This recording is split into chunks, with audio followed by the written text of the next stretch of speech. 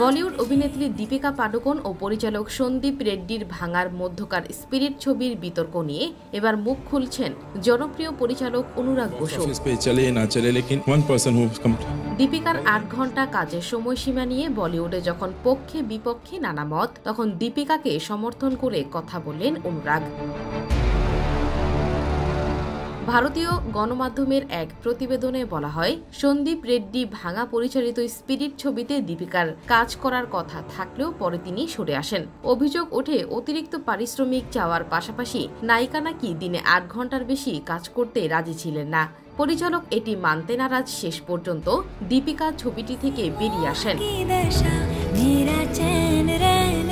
এই ঘটনা নিয়ে বলিউডের অনেক তারকা তাদের মতামত জানিয়েছেন। কেউ কেউ বলেছেন কাজের প্রয়োজনে বাড়তি সময় দিতেই হয়, আবার অনেকেই দীপিকার এই সিদ্ধান্তকে সমর্থন করেছেন।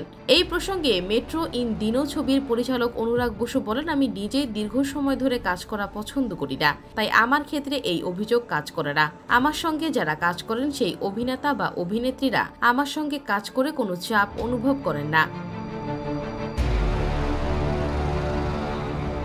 আমাদের সকলকে নিয়েই কাজ করতে হয়, তাই সবার কথাই চিন্তা করতে হবে।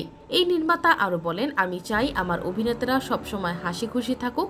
মানসিক চাপ থাকলে ছবির চরিত্র পর্দায় সঠিকভাবে ফুটে উঠবে না। আমি শুটিং শুরু হওয়ার আগে খুব বেশি তথ্য দিই না কাউকে।